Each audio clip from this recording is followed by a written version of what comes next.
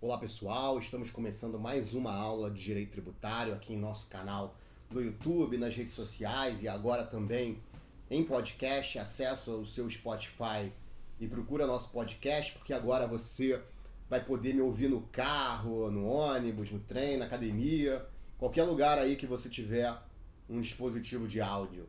Lá em nosso site, juliocesasantiago.com.br, você pode também clicar em um botão que te remete direto ao nosso podcast. Hoje eu quero tratar de um tema que não é só importante para quem estuda direito tributário, mas também para o país de um modo geral. Nós vamos falar de reforma tributária em uma série de aulas para você entender o que está acontecendo de uma forma contextualizada.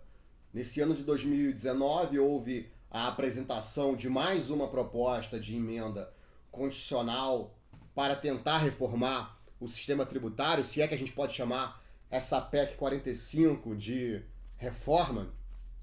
Em todos os governos sempre houve a apresentação de uma PEC com o objetivo de reformar a tributação. No início dos anos 90, por exemplo, o governo Collor apresentou uma PEC que ficou conhecida como Emendão e, dentre as propostas, pretendia-se acabar com o imposto causa-morte, ou seja, a tributação da herança passaria a ser imune. Logo, esse tributo que tem sido proposto como um instrumento de diminuição da desigualdade no mundo, né, em virtude da concentração de renda. O governo Itamar, em 1993, criou o IPMF, o precursor da CPMF. Ele pretendia destinar 20% da arrecadação para o custeio de habitação popular, não teve sucesso.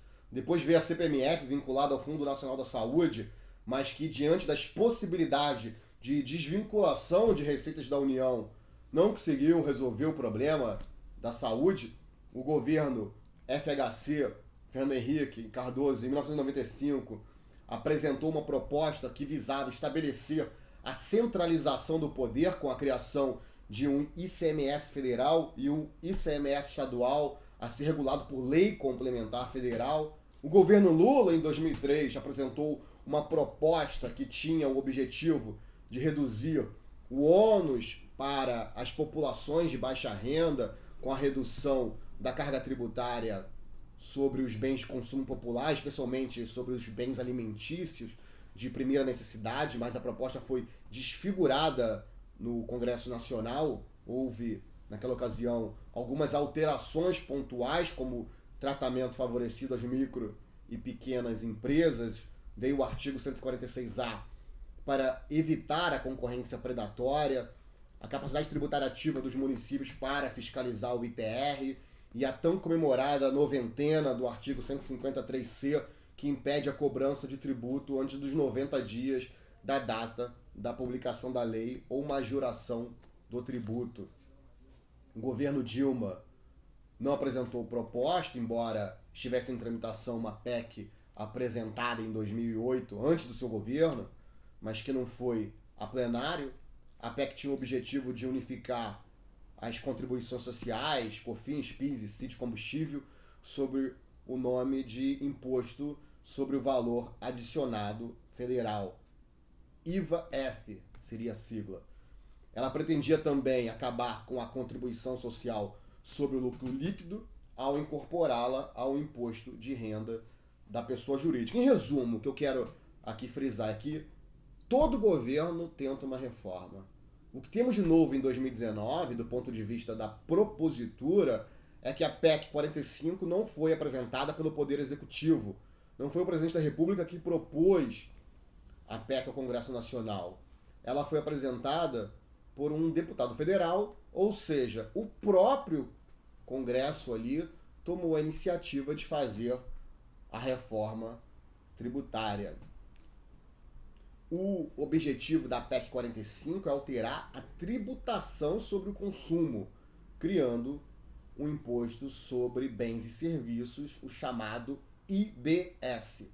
Esse tributo tem como parâmetro a ideia de imposto sobre o valor agregado, proposto em reformas anteriores, mas nunca aprovado.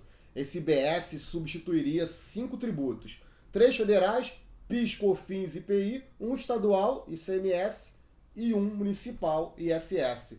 Essa reforma ela não se preocupa com a concentração de renda, tampouco com a tributação dos mais ricos. Esses dias o Financial Times publicou uma matéria sobre a carta aberta em que 18 bilionários pediam a instituição de um imposto moderado sobre os ativos do 0,1% mais ricos dos Estados Unidos.